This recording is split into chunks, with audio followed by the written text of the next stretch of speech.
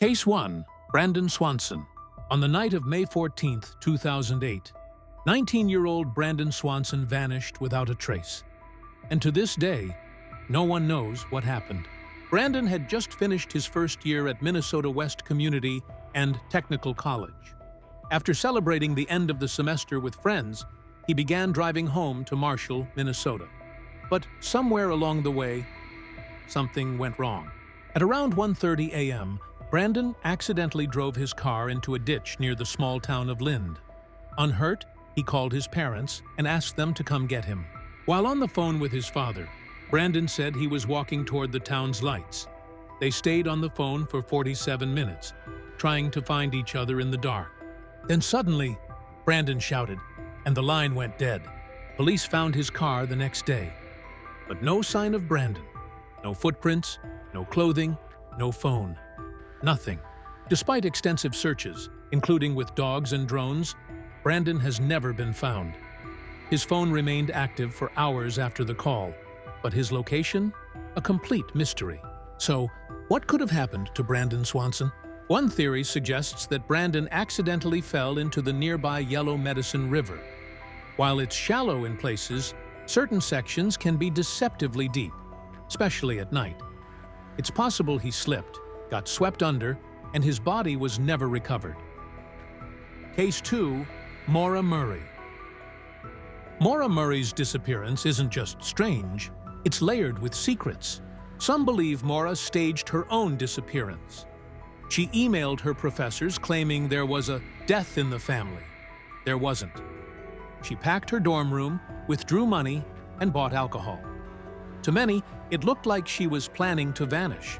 But if she meant to start a new life, why choose a freezing highway in the middle of nowhere? Why crash her car and vanish without her belongings? Another theory. Maura got into another vehicle. Witnesses saw her near the crash site, and then she was gone. Some think she hitched a ride with the wrong person. A local? A passing stranger? Then there's the possibility of an accident. Maybe she wandered into the woods, panicked or injured, and never made it out. But thorough searches turned up nothing. No scent, no footprints, no body. Whatever the truth is, Maura left behind more questions than answers. Was it a planned escape, a fatal misstep, or something more sinister that still hides in the cold New Hampshire hills? Case 3. Lars Mittank. Lars Mittank's case is one of the most unsettling disappearances ever caught on camera. Just days before his flight home from Bulgaria, Lars got into a fight and suffered a ruptured eardrum. A local doctor told him he couldn't fly immediately and prescribed antibiotics. That's when things got strange. Lars became paranoid. He texted his mom, "I don't feel safe. What should I do?" He claimed he was being followed, hiding in hotel lobbies, acting afraid of something. Some believe he had a psychotic episode, possibly triggered by the antibiotics or a previously undiagnosed mental condition. His erratic behavior fits the symptoms of acute paranoid psychosis. Others think he was genuinely being followed. He mentioned 4 men trying to kill him. Was he involved in something darker? Caught in something he couldn't escape? In the final footage, Lars sprints out of the airport, leaving his bag, passport, and phone behind. He runs into the woods and vanishes. Was it a mental breakdown? Or was Lars right all along, and someone really was after him? One thing is certain. He was terrified, and no one has seen him since. Case 4. Brian Shaffer. The disappearance of Brian Shaffer might be the closest thing we have to a real-life locked room mystery. He was seen on security cameras entering the Ugly Tuna Saloona in Columbus, Ohio, around 1:15 a.m. He was never seen leaving. Not through the front, not through the back, not at all. Some theorize Brian never left the bar alive. Could he have fallen victim to foul play inside, hidden in a back room, a service area, or taken out later when cameras weren't rolling? Others believe he left through a service exit, where a camera was broken. If so, why didn't anyone see him outside? And why hasn't he been seen anywhere since?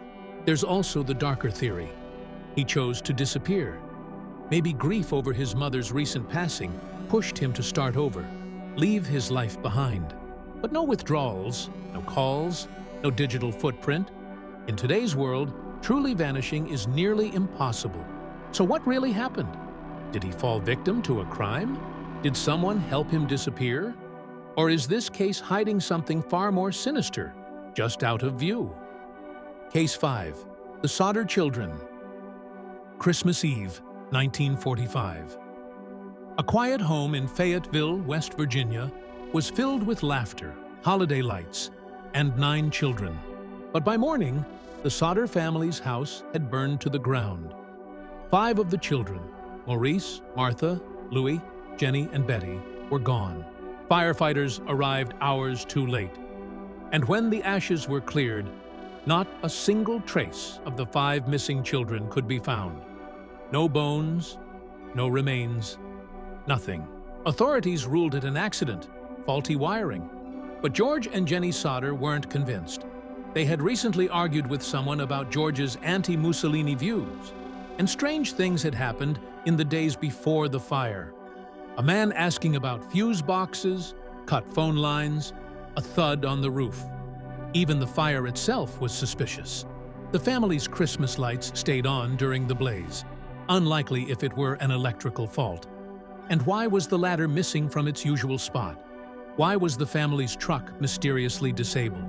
Then came the letters, the phone calls, even a photo, years later, of a boy who looked eerily like Louis Sodder. George and Jenny never stopped searching. They even put up a billboard near their home, asking for answers. It stayed there for decades. Was it a kidnapping disguised as a tragedy?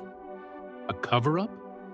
Or did the children somehow survive and were never able or allowed to come home?